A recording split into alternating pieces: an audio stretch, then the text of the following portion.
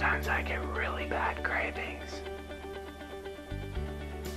So today we're going to get real and talk about what to do about them. Hey, it's Jordan Reasoner, and I want to welcome you to this episode of SCD Lifestyle TV, where each week we give you one simple, actionable step that you can use towards better digestion. Now, today we're talking about cravings, and we're talking about cheating, and how cravings lead to cheating, and a lot of times they can derail your progress and actually make you pretty sick. I'm going to get real with you today. I'm going to get a little naked, and I'm going to confess some things to you. And, I'm just a real human being. We're all real human beings. And once in a while, we're all going to run into the problems of cravings.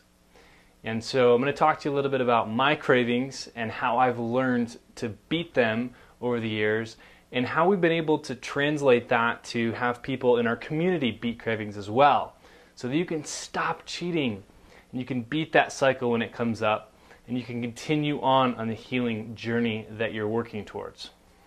Now, I want to introduce you to a couple of friends of mine. Actually, I should probably call them a couple of arch enemies of mine. So, let's see. These little guys, I'm not doing a product endorsement here.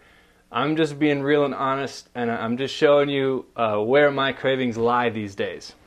Now, these are Boulder chips, and I will tell you that I didn't eat chips for probably about 6 years when I was really sick and healing. My diet was limited in the beginning, and as I graduated up to a full paleo diet, I healed SIBO and I got rid of all those things. And I was finally introduced to Boulder chips, which all that's in them is potatoes, avocado oil, and sea salt. So at the time of this recording, it's a pretty clean product. If you are free of SIBO and you've graduated up to a paleo type diet and you're eating safe starches. Now, in general, what I would say is I didn't eat chips for those 6 years, and I finally got introduced to Boulder chips, and I thought I would never eat chips again, and I can tell you it was a fantastic, orgasmic experience to have chips again in my life. And so one of the most common cravings I get these days is just for that crunch, just for those chips. But this isn't the first time I've had cravings in my life. When I was first doing the diet, and I could only literally eat like 5 foods, and those are the 5 foods that stopped my diarrhea, I was making applesauce.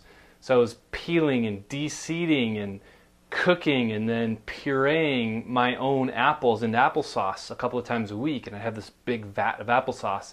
And even then I would have cravings and I would just shovel applesauce into my mouth, right? So it's not limited to the types of foods. It's something that I've struggled with and had to beat and overcome over the years.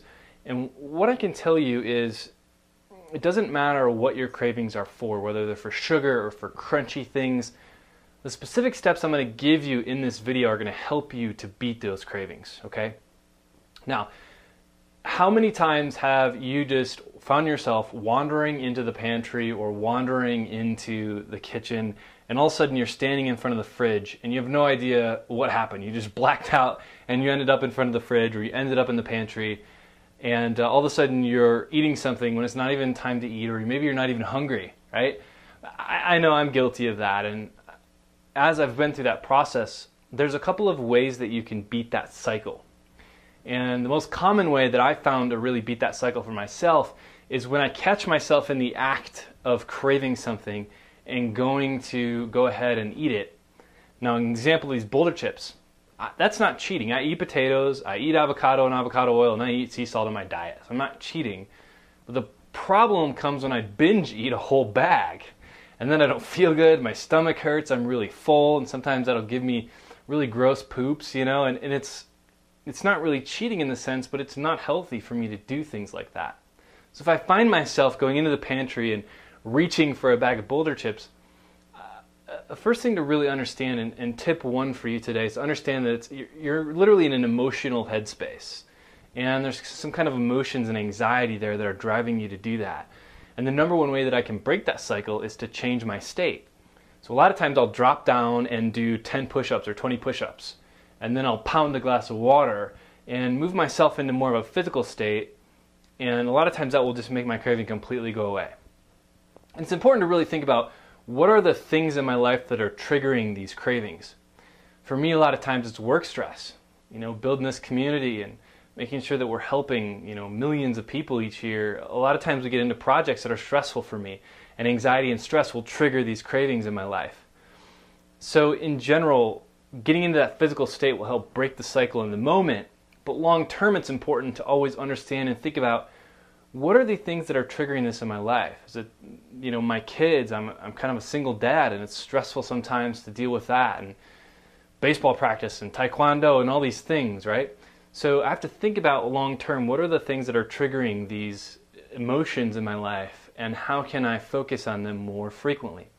So if I notice I start to have more cravings in my life, sure, I can do the physical state trick and break it in the moment, but then I need to understand I need to sleep more, I need to start meditating more, and I will tell you another tip, meditation is one of the fastest ways. If I get off of my meditation practice, I start to have more cravings. Then I get back on my meditation practice every day for at least 10 minutes, then I have less cravings. And it helps with those emotions that I feel that a lot of times drive those cravings, right? So that's tip number 1, break your state.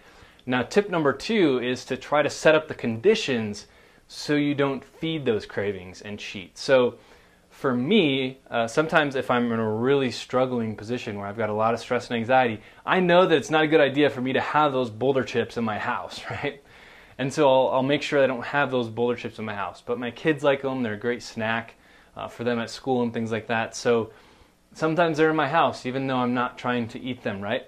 So sometimes I'll write a big note to myself, do 20 push-ups before you eat me, and I'll put it in the pantry on those chips. And then it's so funny, I'll forget that it's there, and I'll blindly just stumble into the pantry and open it looking for that hit, and I'll see that note to myself, and it kind of breaks that, and I laugh at myself, and I'll do those push-ups, and I won't have the craving fulfilled in that way, right? So that's tip number 2, set up the conditions not to cheat. And so maybe that's for you, not going out to dinner with your friends, not going to drinks with your friends, because when you start drinking, you order some bar food, and that's what makes you sick. Or maybe it's not going to the weekly lunch at work because they always get food that you can't eat.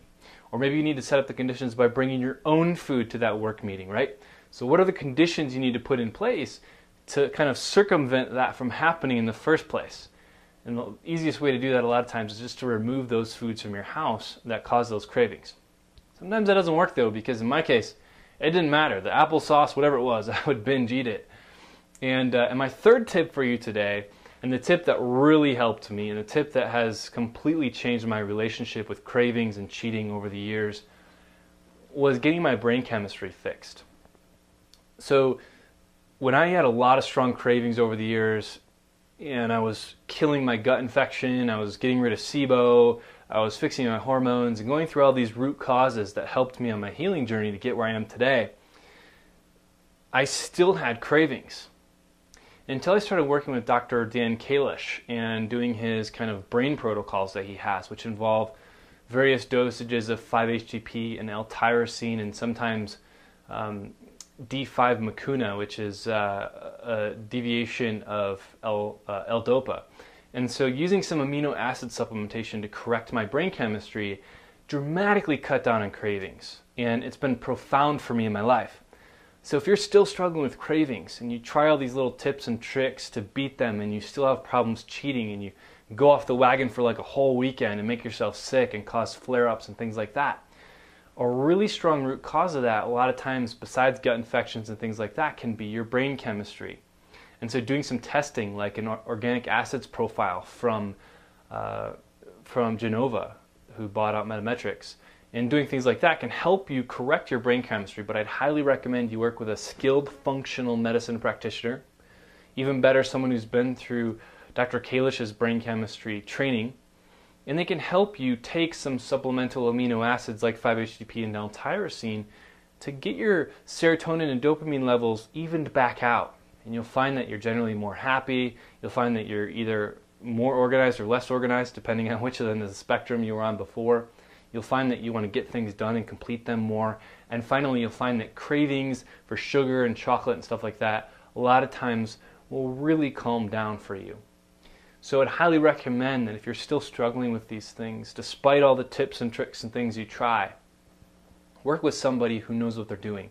I don't recommend that you try to supplement with 5-HTP and L-tyrosine and those types of amino acids on your own, because it can be really important to make sure that you keep those balanced at some specific ratios, that you support it with some cysteine so you're not depleting other nutrients and amino acids in your body, and just work with somebody who knows what they're doing. And most people who are into functional medicine, and a lot of times people who have trained with Dr. Kalish, understand how that stuff works, and they can support you in doing that safely and properly.